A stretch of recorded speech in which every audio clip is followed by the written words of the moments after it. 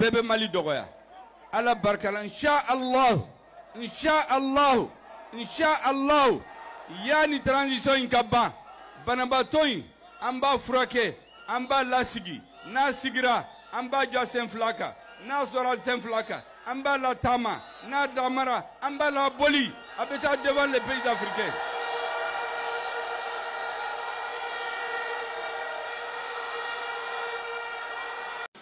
Vous rappelez ici que nous avons librement fixé au 26 mars 2022 la fin de la transition à 24 mois par un décret du 6 juin 2022.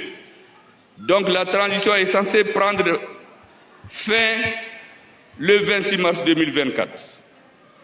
Mais elle a été reportée sine die, unilatéralement, sans débat au sein du gouvernement.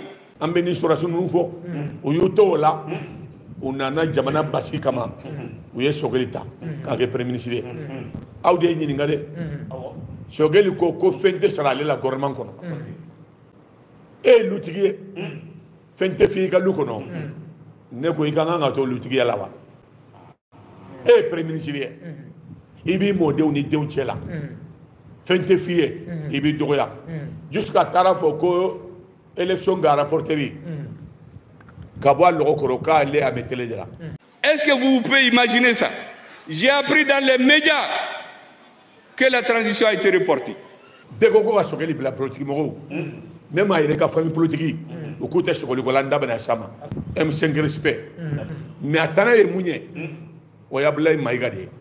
Attafé Kaye, Kassabou Kemounier, a blé maïganale, à Chela Kamali, politique, c'est un bédo, takle fait. Faut casser mon tabogo quand nous rentrons. Alors que j'ai signé le décret qui met la fin à 2024. Il nous a abandonnés à l'atterrissage.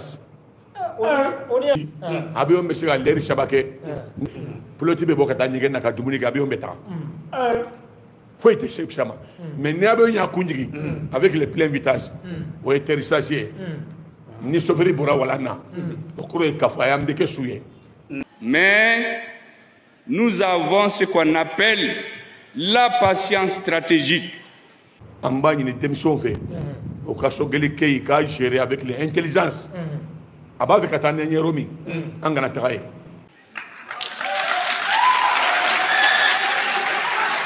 que nous avons dit que pendant que les Maliens se tuent au front pour libérer notre pays, nous nous interdisons de rentrer dans les débats politiciens à Bamako. Nous avions demandé aux Assises nationales de la refondation qu'il y ait un organe unique pour les élections. Le peuple s'est réuni à définir que la loi que le peuple a approuvée, que nous avons passée à la primature sans toucher, ce sont les opposants qui sont venus modifier, faire un marché dans le dos du M5. Moi, j'ai passé des mauvais jours au M5, mais j'ai expliqué aux camarades du M5, patience, patience, patience. Vous savez très bien que ce n'est pas normal dans un gouvernement. Le Premier ministre d'un gouvernement ne peut pas apprendre par les médias que les élections sont reportées sans débat au sein du gouvernement. Vous pouvez demander à tous les ministres, il n'y a jamais eu de débat dans le gouvernement. C'est à la télé que les ministres ont appris que les élections sont reportées. Là encore, j'ai dit aux gens du M5, patience. Attendez, l'important c'est d'avoir un pays. Est-ce que vous savez que cette patience, certains ont compris que c'est de la faiblesse. Ces personnes ne comprennent pas. Ces personnes ont peur. Ces personnes sont opportunistes. Mais ils n'ont rien compris. Nous sommes habitués à nous battre politiquement depuis 50 ans. Nous avons la capacité de discernement. pour faire la part entre l'essentiel et l'accessoire. L'essentiel, c'est d'aider les forces armées maliennes pour retrouver un pays. Pendant ce temps, il y en a qui sont dans des jeux politiques à Bamako pour mélanger tout ce que le peuple a demandé. C'est pour cela, mesdames et messieurs, regardez un indice. Aujourd'hui, tous ceux qui vous parlent vous disent que c'est pour appliquer les résolutions des assises. La constitution, le code minier, tout ce qui se fait au Mali. Mais est-ce que vous pouvez vous imaginer quelque chose qui va vous surprendre? Les assises nationales de la refondation ont demandé de diminuer le nombre de partis politiques. 200 partis dans une population de 22 millions.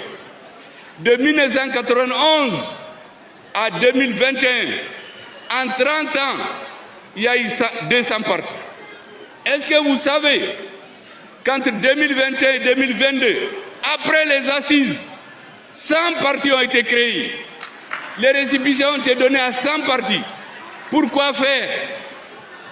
Là encore, j'ai dit aux camarades du M5, patience, patience. Aujourd'hui, ce sont les responsables de certains de ces partis que vous voyez à la télé insulter le Premier ministre dans les médias, dans les télés. Il y en a qui se sont même spécialisés. Il paraît que quand vous l'insultez, le lendemain vous êtes gratifié. Mesdames et messieurs, nous ne pouvons pas continuer cela. Mais je vous ai dit, ce qui me paraît important, c'est ce que je vous ai dit lorsque nous étions devenus Premier ministre. J'ai dit au M5 RFP, il ne faut jamais accepter qu'un dirigeant échafaude des plans de la fin de la transition avant que je n'en discute avec le président de la transition et ses compagnons. Je m'en tiens à ça jusqu'à aujourd'hui. Malheureusement, pendant que nous attendions cela, et j'ai incité que les forces armées de sécurité soient engagées sur le terrain, qu'elles ne soient pas perturbées par les débats politiques dans la capitale, comme ce fut le cas en 2012. Vous vous rappelez, en 2012, pendant qu'il y avait la guerre, il y avait des politiciens à Bamako qui luttaient pour le pouvoir. D'autres disaient même qu'il ne faut pas que les militaires se battent. Nous avions dit qu'il ne faut jamais faire cela au Mali. C'est ça mes deux recommandations au M5. Personne ne doit parler de la fin de la transition avant que je n'en discute avec le président et ses compagnons. Malheureusement, ici, il y a des gens qui ont confondu cela de la faiblesse. Ils ont compris qu'on ne comprend rien. Et il y a des dissidences qui se sont créées au M5, dont nous avons les preuves aujourd'hui que certaines ont été suscitées pour diviser le mouvement, pour faire disparaître le rôle du M5 dans l'histoire du Mali. Pour quelles raisons? Pourquoi? Qui a intérêt aujourd'hui à nous ramener en arrière? Qui a intérêt à sortir dans les médias, dire que le premier adversaire de la transition, c'est le Premier ministre? Et ils sont reçus. Ils sont payés. Ce n'est pas acceptable. Et de toutes les façons, j'ai dit et je le répète, le Mali va avoir le dessus sur nous tous. Demain, nous allons tous disparaître, mais le Mali va rester. Donc, ce n'est pas la peine de rentrer dans ces calculs.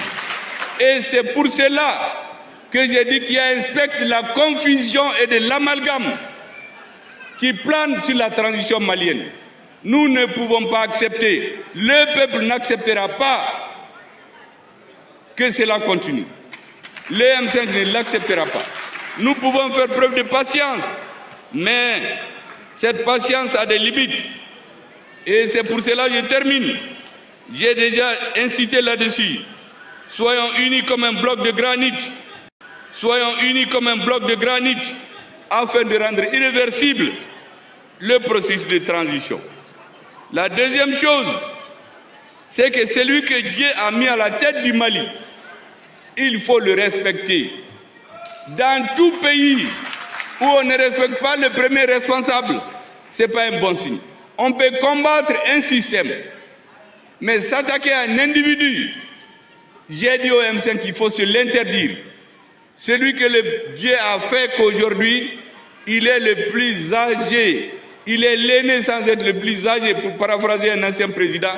Il a droit aux égards, au respect de tous les Maliens.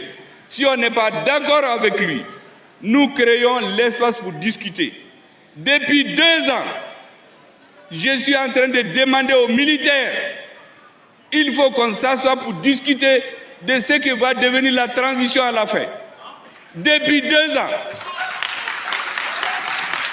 au lieu de faire cette discussion que j'ai bloquée au M5, on crée des dissidences, on monte des gens, on récupère des anciens partis, on crée 100 partis politiques en 2 ans, alors que les assises avaient interdit de créer des partis.